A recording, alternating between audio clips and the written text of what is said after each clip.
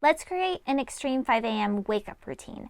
And I say extreme because this is a routine that you're waking up at 5 a.m. not because you have to go to a job or because of kids, but a very selfish endeavor. For a very selfish endeavor, I should say. And I say selfish, I'm going to explain it in just a second. I've done this back in 2020 when I had a YouTube project. I wanted to get better at YouTube. I've done this a couple times here where I'm trying to improve my editing, my presentation skills, and what it is that I'm talking about on this channel. And so I said, I'm going to make a video every day. And in order to do so, I'm going to wake up at 5 a.m. so I have the time to do it. Well, that's just creating 2 extra hours and removing it from your sleep, which is not the way to go. And I have a couple things that I am going to share with you that will help you set it up so that you're extreme in the sense that you're doing something selfish, but not extreme in that you're losing sleep. First of all, on the selfish front, I made this project back in this video that I'm sharing now, and the whole time and what we choose to do with our time was something I was looking at back in 2021, and I have a whole file folder of little video clips that I was enjoying at the time that I wanted to put into that video back then. Well, we were moving and I never ended up doing it. So I want to talk about it now. And a couple of the clips I wanted to share with you because I felt that they were relevant. The first one was from the Lex Fridman podcast, and they were talking about what Ayn Rand, their takeaways, or what they wish people knew about her work. And in doing so, the guest was saying, I wish people would stop apologizing for wanting to be happy and putting in the work to be able to do that. You shouldn't apologize for saying, I want to be happy and I'm going to work toward that. And one of the biggest misconceptions people have about her work is what he was sharing was that the concept of selfish and selfless, and how people get that misconstrued, and that selfish, Ayn Rand wants people, and you can correct me if you think this is a bad interpretation, but this is what he was sharing, that the idea is that more people should be selfish in society because it's more along the lines of that you have a self independent of outside society or outside of your family structure, whatever it is. You have priorities, you have values, you have interests and passions, and you're becoming your whole self that will be able to fully contribute to the greater society. So she's saying that we all need to be more selfish in that sense, whereas selfless is when you only have the interests, the goals, and the values of outside influences. So in doing so, you shouldn't apologize for wanting to be happy, wanting to be a full self, because it's better for everyone if you're able to be who you're supposed to be. When she advocates for the self, she basically means self-development, self-improvement, and achievement. So I think that word choice is really false and needlessly off-putting. Yeah.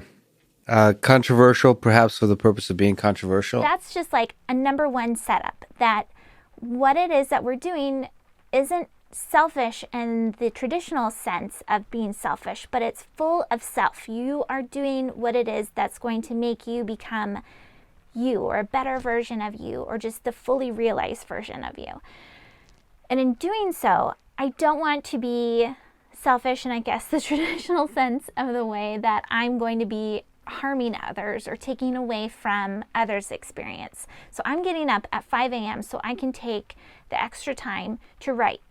In November, I'm writing 2,000 words a day, part of NaNoWriMo, and you could be doing something like a workout challenge or painting, so we want to be selfish in the good sense and not the bad sense. So in order to do that, we want to make sure that we know how long things take and try to become more efficient in our days. And I don't want to do that through productivity hacks or any weird stuff. It's just realizing how we're spending our time and being realistic about what it is that we can squish in with our time. Expectations are infinite, but time is finite. And so because of that, we're always choosing what we do. And so all we can do is making sure that we are choosing well. So the first thing to do is to track our time. I did this back in 2021 when I was looking at how we choose to spend our time. And Laura Vanderkam has a book out, and I think it's 168 Hours is the book I read. She encourages you to track what it is that you do. Even the things that you don't want to be doing or you don't think you should be doing, set a timer and find out how long you spend on Instagram. Write it down. So I have a PDF that's free that I have linked below that you can do that. You just write down on the left side what it is that you're doing, and on the the right side, you're going to take that information and create time blocks. And I would do it every day because each day for me in particular, I am doing different things or I'm focused on different areas. I have different appointments or different schedules. You track what it is that your time is, what you're doing during the day, and then you time block. I'm putting my time blocks into Google Calendar, and then I can make adjustments based off of like the changes that come with specific days. And then on top of that, I have my card system, which each card, like today, I have a card that is showing me that this is what I'm doing today. This is going to be an eye-opener for you. I have another video that I found in my little file folder that was talking about priorities and the idea that when we say we don't have time for something, it's not that we don't have time for it, it's that we haven't prioritized it. All of those things that you currently find yourself saying, it's important to me, but I don't have time. Instead, I want you to say, it's not a priority. So you need to like circle, highlight, do whatever it is that you say this is a priority. If you want to spend more time with your husband, as she says in this video, then you need to make sure that that is being scheduled in, that you're making the time for it. Once you know what it is that you should be doing and when you have time to squish it into your day, then you need to find something that's going to motivate you. The best thing about the 5 a.m. extreme routine is that you are getting up because it's something that you love to do, or you're excited about doing, or is going to have some kind of really awesome effect down the road. So for me, when I was doing this in 2020, it was exciting. I loved getting up in the morning. I didn't have a hard time waking up because I knew I was going to be working on videos that I was excited about. Today I started waking up earlier, and it wasn't hard for me because I was excited to be able to work on what it was that I was working on. But what was difficult was that it was cold on our boat in the morning. So that is something you have to think about. What are going to be the hardships or the things that are going to keep you from spending the time on the things that were important to you, and then fixing that. It took 20 minutes to make coffee. So what's going to motivate you? So for me personally, it'll be having like warm socks out and ready to go so that I can just get in them and come out here. Once you have like that idea of what your routine is, I was working from, back in 2020, the book, The 5 a.m. Club, which I recommend. Years prior to that, when I was running a business, I was working from The Miracle Morning. Both books are great. The 5 a.m. Club is written in kind of like, I forget what you call that. Is it a parable? It's this kind of cheesy story as it starts off, and then you get hooked into it and you have to find out what happens at the end. I recommend getting a paper version of actually both of those books because there's some visuals involved, but the 5 a.m. Club has like massive amounts of visuals that you're going to want, just the paper version. It comes with like a PDF version of it, but I just find anything that's like that, like the 12-week year, I wish I had the paper version of that instead of the Audible. Anyway, so I was working from their routines, but I can't do that routine now based off of my current schedule, whether it's that one or like the morning pages. I have to like mess with it a little bit. So mess with what's going to be best for you. Play around with your morning routine, and you might not get it right away.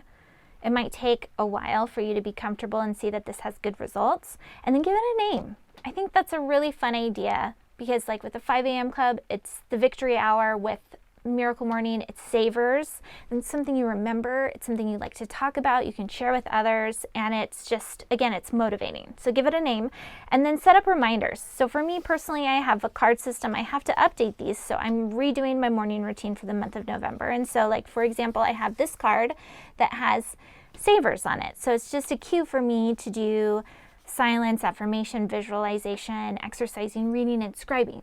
So I'm not going to do it in that order, and I'm going to redo those cards. It's labeled in pink because it's a personal item, and then it goes into things like making the bed. If you have an issue with that, you can watch the video I have on making the bed first thing in the morning. It goes into just like little items that I like to have my morning push off of.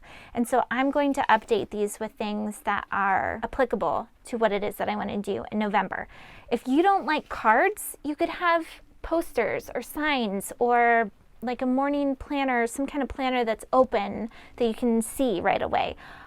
Another thing that I did was when I was doing the YouTube thing, I just like changed my entire phone. I should do that again. Where the home screen, what's that one where it's like when you open it, when you open it versus when you look at it. Both of those were set to like motivate me to get up and do what it is that I needed to do. I also changed my alarm.